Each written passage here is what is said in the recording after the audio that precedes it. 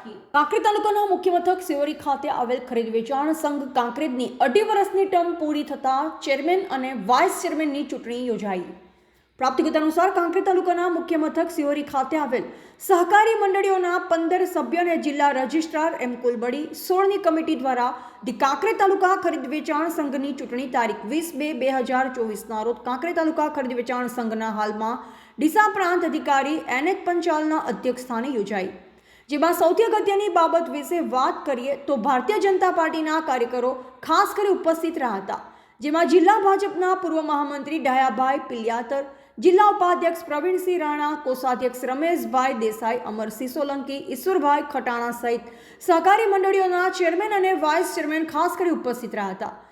આજ રોજ કાંકરેજ તાલુકા ખરીદ વેચાણ સંઘની ચૂંટણી હતી, જેમાં પ્રમુખ અને ઉપપ્રમુખની 2.5 વર્ષના ટર્મ માટેની ચૂંટણીમાં માત્ર એક ફોર્મ આવતા પ્રમુખ અને ઉપપ્રમુખ બિનહરીફ ચૂંટાયેલા જાહેર કરેલ છે। જેમાં કાંકરેજ તાલુકા ખરીદ વેચાણ સંઘના ચેરમેન અને વાઇસ ચેરમેનની ચૂંટણી યોજાઈ ત્યારે ભારતીય જનતા પાર્ટીના મેન્ડેટ લઈ આવેલ દેસાઈ અમૃતભાઈ રામાભાઈએ ચેરમેન તરીકે પોતાનું ઉમેદવારી પત્ર ડીસા પ્રાંત અધિકારીને રજૂ કર્યું હતું। ત્યારે સામે કોઈ પણ ફોર્મ ભરવામાં ન આવતા ચેરમેન પદે બિનહરીફ જાહેર કરવામાં આવ્યા હતા। ત્યારે વાઇસ ચેરમેન તરીકે વાઘેલા કરણસિંહ છત્રસિંહને બિનહરીફ જાહેર કરવામાં આવ્યા।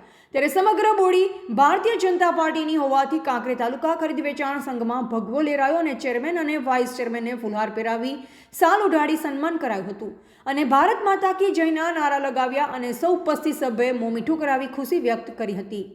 ખરીદ વેચાણ સિહોરી સહકારી ખરીદ વેચાણ સંઘની ચેરમેન અને વાઇસ ચેરમેનની ચૂંટણી હતી, બીજી ટર્મની 2.5 વર્ષની।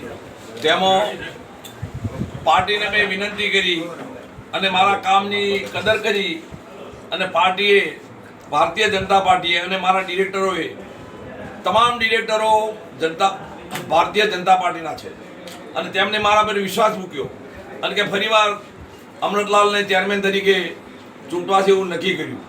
રજૂઆત કરી પ્રમુખ સાહેબે માન્ય રાખી અને મને જે મેન્ડેટ આપ્યો। રિપોર્ટર કરસનસિંહ સોલંકી, સંબંધ ભારત ન્યૂઝ, કાંકરેજ।